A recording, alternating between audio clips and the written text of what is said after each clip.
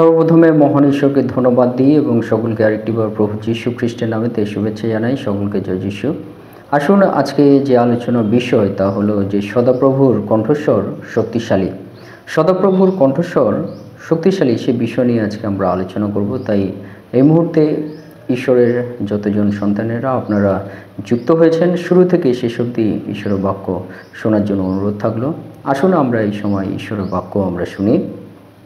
গীত সংহিতা 29 অধ্যায় 4 পদ।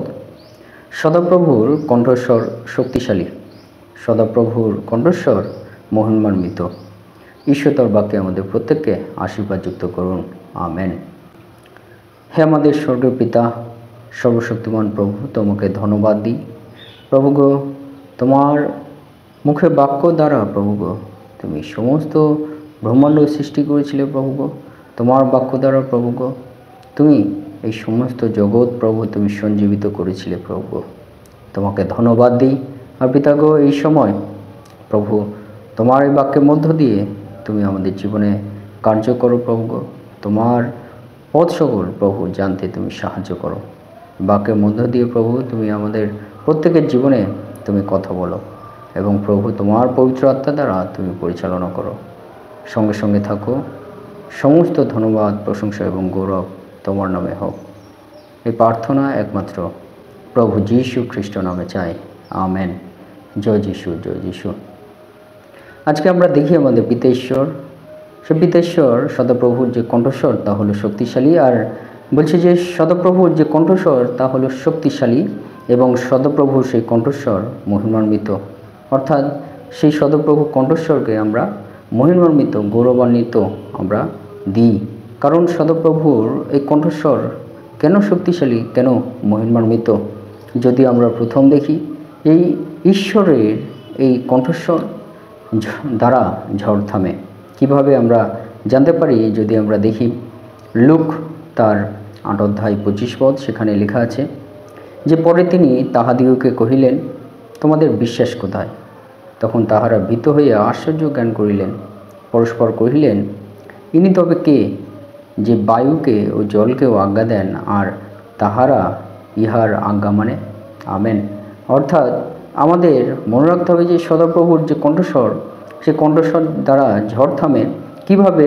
তা আমরা শুনলাম যে প্রভু যীশু তিনি যখন তার শিষ্যদের সঙ্গে তিনি যখন এই নৌকায় তিনি যান, আর সেই সময় তিনি সেই ঘুমিয়ে পড়েন এবং সেই সময় জলে মধ্য দিয়ে সেই ঝড় আসে এবং সেই ঝড় মধ্য দিয়ে নৌকায় জল প্রায় ঢুকতে সাহায্য করে এবং সেই নৌকা ডুবে যাওয়ার মতো অবস্থা হয়। তখন তার শিষ্যরা সেই ঝড়ের মধ্য দিয়ে প্রভু যীশুকে ডাকতে শুরু করে যে এই আমরা হয়তো আর বেশিক্ষণ আমরা বাঁচতে পারবো না।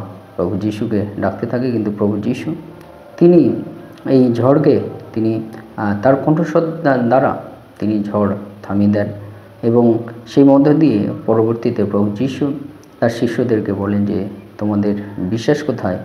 তখন তাহারা ভীত হইয়া আশ্চর্য জ্ঞান করিলেন। তারা অবাক হলেন যে প্রভু যীশু তিনি কি বলছেন, যে তিনি বলছেন তোমাদের বিশ্বাস কোথায়। তাহারা ভীত হইয়া তখন আশ্চর্য জ্ঞান করিলেন এবং পরস্পর কহিলেন যে ইনি তবে কে যে বায়ুকে জলকে আজ্ঞা দেন, আর তাহারা ইহার আজ্ঞা মানে? অর্থাৎ প্রভু যীশুর যে কণ্ঠস্বর, পিতা ঈশ্বরের যে কণ্ঠস্বর, সদাপ্রভুর যে কণ্ঠস্বর, সে কণ্ঠস্বর কত শক্তিশালী। তারা অবাক হলেন। তাদের সেই প্রভু যীশুর যে কণ্ঠস্বর তা কতটা মহিমান্বিত, গৌরবান্বিত, যে তার এই কণ্ঠস্বর দ্বারা ঝড় তার আজ্ঞা মানে, বায়ু তার আজ্ঞা মানে, জল তার আজ্ঞা মানে। এবং সে মধ্য দিয়ে আমরা দেখি যে সদাপ্রভুর কণ্ঠস্বর কত শক্তিশালী এবং মহিমান্বিত, আমেন, হালেলুয়া। এবং 2 নম্বর বিষয়, সদাপ্রভুর কণ্ঠস্বর শক্তিশালী এবং মহিমান্বিত তা আমরা কীভাবে বুঝি? যদি আমরা দেখি যে ঈশ্বরের কণ্ঠস্বর দ্বারা অসুচি আত্মা দূর হয়। ঈশ্বরের কণ্ঠস্বর দ্বারা অসুচি আত্মা দূর হয়। লুক তার 4 অধ্যায় 36 পদে লেখা, তখন সকলে চমৎকৃত হইল এবং পরস্পর বলাবলি করিতে লাগিল, এ কেমন কথা? ইনি ক্ষমতায় ও পরাক্রমে অসুচি আত্মাদিগকে আজ্ঞা করেন, আর তাহারা বাহির হইয়া যায়, আমেন, হালেলুয়া। অর্থাৎ আমরা দেখি যে সদাপ্রভুর যে কণ্ঠস্বর তা শক্তিশালী, সদাপ্রভুর যে কণ্ঠস্বর তা মহিমান্বিত। যদি আমরা দেখি যে একটি ঘটনা লুক তার 4:36 পদে, যে প্রভু যিশুর ঈশ্বরের কণ্ঠস্বর দ্বারা অসুচি আত্মা দূর হয়ে যায়। কেমনভাবে আমরা দেখি যে তখন সকলে চমৎকৃত হলো, অবাক হয়ে গেল। কি অবাক হলো এবং পরস্পর বলাবলি করতে লাগলো, কি বলতে লাগলো, এ কেমন কথা? তিনি ক্ষমতায় অধিকারে পরাক্রমে অসুচি আত্মাদিগকে আজ্ঞা করেন এবং তাহারা বাহির হইয়া যায়। আমেন।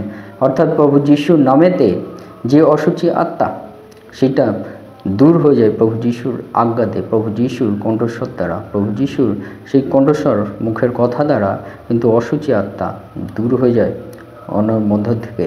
আর সেই মধ্য দিয়ে আমরা দেখি যে সদপ্রভুর কণ্ঠস্বর, আমাদের প্রভু যিশুর কণ্ঠস্বর শক্তিশালী, এবং সেই ঈশ্বরের কণ্ঠস্বর তা মহিমান্বিত। হালেলুয়া।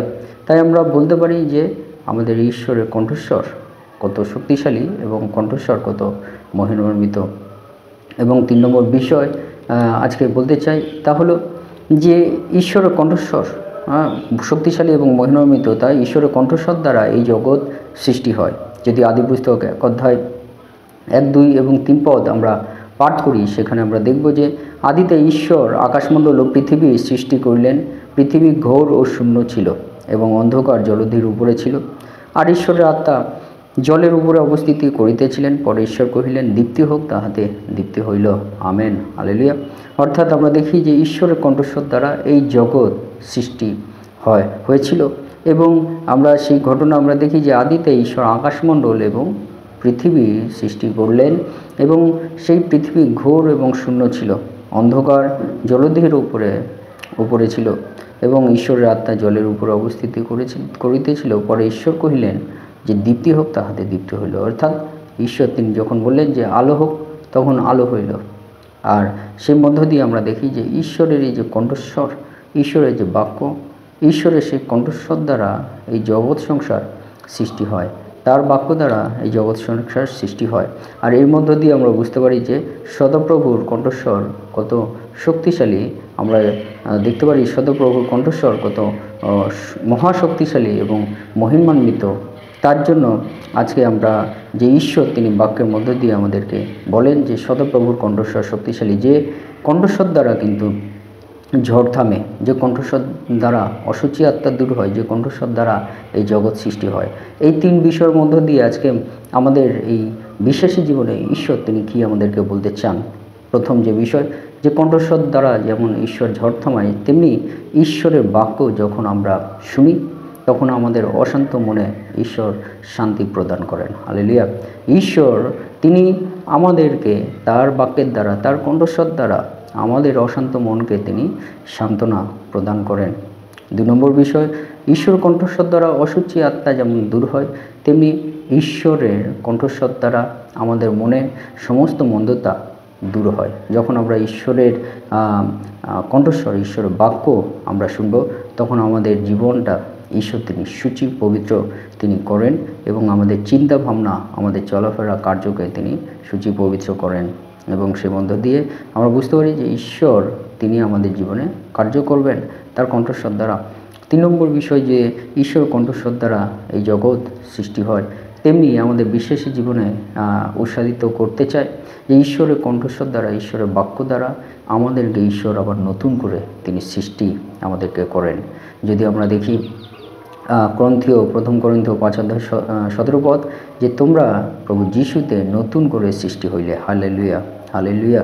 অর্থাৎ আমরা ঈশ্বরের সেই কণ্ঠস্বর দ্বারা, ঈশ্বরের সেই বাক্য দ্বারা কিন্তু আমরা নতুন করে আবার ঈশ্বর তিনি আমাদেরকে সৃষ্টি করেন, এবং সেই মধ্য দিয়ে ঈশ্বর তিনি আমাদেরকে অনন্ত জীবনের পথে পরিচালনা করেন। তাই আসুন যে ঈশ্বরের কণ্ঠস্বর শক্তিশালী, এবং ঈশ্বরের কণ্ঠস্বরকে আমরা মহিমান্বিত করি আমাদের হৃদয় দিয়ে, আমাদের মন দিয়ে, আমাদের আত্মা দিয়ে। তার গৌরব, তার প্রশংসা, তার ধন্যবাদ আমরা দিই। সে মধ্য দিয়ে ঈশ্বর তিনি প্রশংসিত হন, তিনি মহিমান্বিত হন, তিনি উচ্চীকৃত হন আমাদের মধ্য দিয়ে, এবং সেই মধ্য দিয়ে ঈশ্বর তিনি তার পবিত্র আত্মার পরিচালনা আমাদের জীবনে দেন। যে অনুগ্রহ, যে দয়া আমাদের প্রয়োজন আছে। ঈশ্বর তার বাক্যে আমাদের প্রত্যেককে আশীর্বাদযুক্ত করুন।